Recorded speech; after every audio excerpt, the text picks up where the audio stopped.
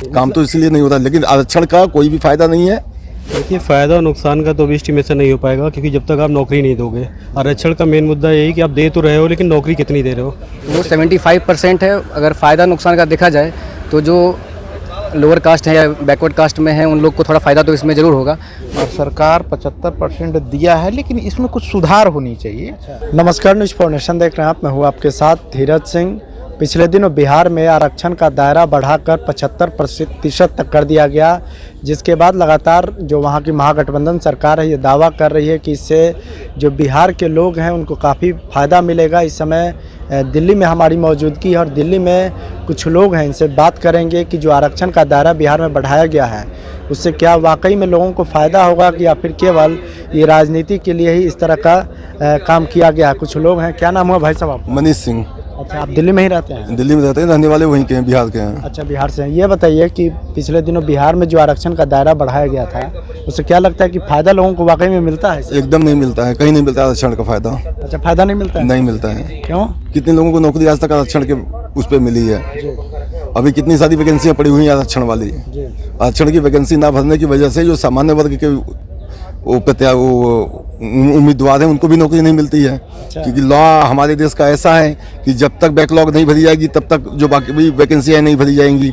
लोग रिटायर होते चले जा रहे हैं और अभी भी जो जगह खाली पड़ी हुई है अधिकारियों की, कर्मचारियों की, किसी भी विभाग में चले जाइए 30% अधिकारी ही आपको मिलेंगे। काम तो इसलिए नहीं होता, लेकिन आरक्षण का कोई भी फायदा नहीं है। आरक्षण का दम पर लोग यहाँ पर तैयारी करते हैं। हम लोग तो यहाँ मुखर्जी नगर में है, लोग तैयारी करते हैं कि आरक्षण से पास कर जाएंगे, उतना भी उनका नंबर नहीं आ पाता है कि वो लोग आरक्षण के कारण वैकेंसी खाली रह जाती है। खाली रहती है, आरक्षण की वजह से वैकेंसी खाली रहती है, हमेशा खाली रहती है। अच्छा, तो केवल ये राजनीति के लिए ऐसा काम है? सिर्फ और सिर्फ राजनीति के लिए, सिर्फ राजनीति के लिए विशुद्ध राजनीति है इसमें। नौकरी जो 75% जो आरक्षण है कानूनी तौर पर वो भी टिकेगा नहीं। नौकरियां जिनको 75% में मिल भी जाएंगी उनकी नौकरी चली जाएगी।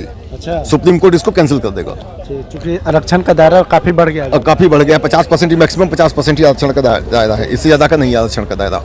इससे ज़्यादा हो ही नहीं सकता। एग्जाम्पल है, मराठा आरक्षण हुआ था महाराष्ट्र में, उसको भी सुप्रीम कोर्ट ने कैंसिल कर दिया। अभी भी मामला चल रहा है राजनीति में, रोज आगजनी हो रही है। वही महाराष्ट्र की तरह बिहार में भी आगजनी शुरू हो जाएगी। लेकिन वो लोग तो कहते हैं कि जाति गणना हुआ बिहार में, उसके आधार पर आरक्षण का दायरा बढ़ाया गया। आरक्षण का दायरा बढ़ाया गया है तो कितने लोगों को आरक्षण, पहले जो 50% आरक्षण था उसका फायदा कितने लोगों को मिला?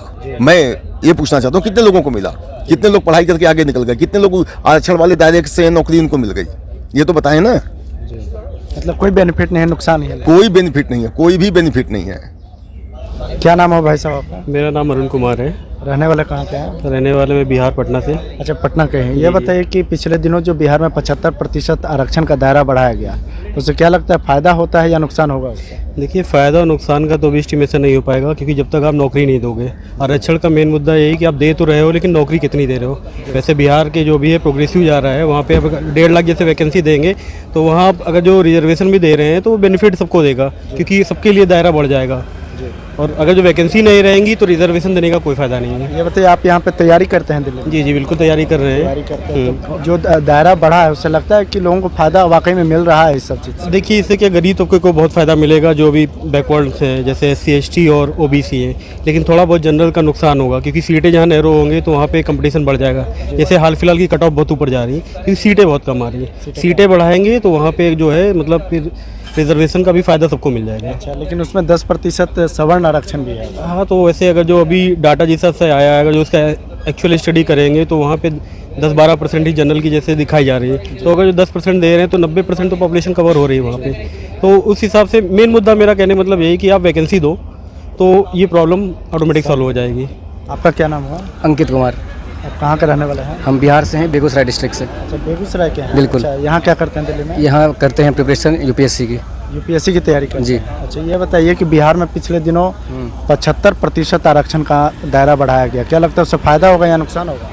आरक्षण का जो दायरा वो है वो 65% किया गया है, और 10% जो है वो EWS का जो उसमें ऐड हो जाएगा, तो वो 75% है। अगर फ़ायदा नुकसान का देखा जाए तो जो लोअर कास्ट है या बैकवर्ड कास्ट में है उन लोग को थोड़ा फ़ायदा तो इसमें ज़रूर होगा। लेकिन कॉन्स्टिट्यूशनली जो है ये बहुत डिबेटेबल मुद्दा है। अच्छा, क्योंकि सुप्रीम कोर्ट ने पहले बहुत पहले से ही ये चला आ रहा है कि आपका जो है 50% का लिमिट ब्रीच नहीं होना चाहिए, लेकिन जो कि अब EWS का आ गया था तो वो ब्रीच हो चुका है एक जगह।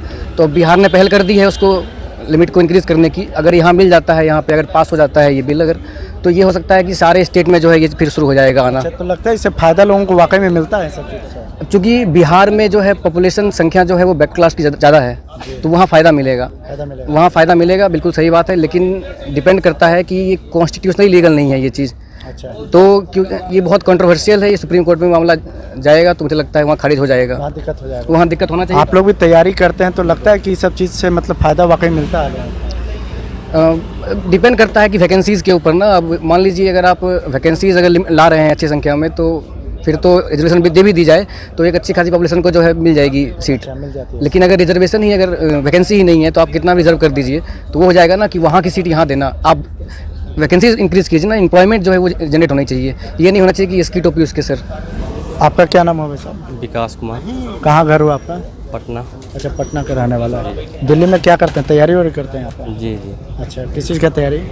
तैयारी सिविल सर्विसेज का कर रहे हैं। अच्छा, सिविल सर्विस का करते हैं। ये बताइए कि पिछले दिनों जो बिहार में 75% तक आरक्षण का दायरा बढ़ाया गया, क्या लगता है आरक्षण फ़ायदेमंद होता है या नुकसानदायक होता है? नहीं, इसके तो नेगेटिव पॉजिटिव दोनों ही हैं, लेकिन पॉजिटिव वे में इसको लिया जाए तो अच्छी बात है। अच्छा, पॉजिटिव है। तो क्या आपको लगता है कि इससे जो पिछड़ा वर्ग है उससे ज़्यादा फायदा मिलता है, आगे बढ़ने का मौका मिलता है? हाँ, क्यों नहीं मिलेगा, अच्छा, मिलता है। मिलेगा। अच्छा। इसकी जितनी जनसंख्या है उतना प्रतिशत उसका, उतना परसेंट आबादी के अनुसार उसका आरक्षण मिल रहा है तो फायदेमंद चीज़ है। फायदेमंद है। पिछले और कहीं दिनों ना कहीं पिछड़े वर्ग जो हैं वो उनका आगे बढ़ने का एक मौका मिलेगा। मौका मिलता है। पिछले दिनों जातीय गणना भी हुआ बिहार में, जिसके आधार पर आरक्षण बढ़ाया गया, तो फायदा मिलता है? हाँ हाँ, वो तो पॉजिटिव वे में बहुत अच्छा फैसला सरकार का। अच्छा रहता है उसमें। बिहार सरकार का बहुत ही अच्छा फैसला है, पॉजिटिव में लिया है। अच्छा, लेकिन लोग तो कहता है, जो दूसरे दल के लोग हैं, जो बीजेपी हो चाहे वहाँ, वो लोग तो कहते हैं कि राजनीति कर रहे हैं वो लोग। अच्छा, वो राजनीति कर रहे हैं। हाँ, वो तो सीधा सीधा दिखाई देता है। सीधा दिखाई देता है, लेकिन कुल मिला के फायदेमंद होता है आप लोग के लिए भी, जो और लोग तैयारी कर रहे हैं। बहुत अच्छी चीज़ है ये, बिहार सरकार का बहुत अच्छा सराहनीय कदम जी। क्या नाम हुआ भाई साहब आपका?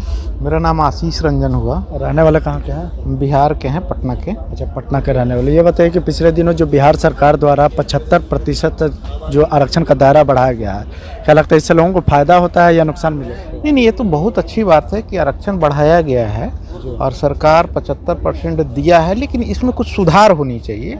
जिस तरह से लोग कहते हैं कि EWS में हुआ है कि जो सवर्ण है, वो जो गरीब है उनको EWS दिया गया, उसी तरह से जो OBC कोटा में है ना, जो creamy layer non creamy layer है, उसकी जो कैपिंग है वो हटानी चाहिए सरकार को।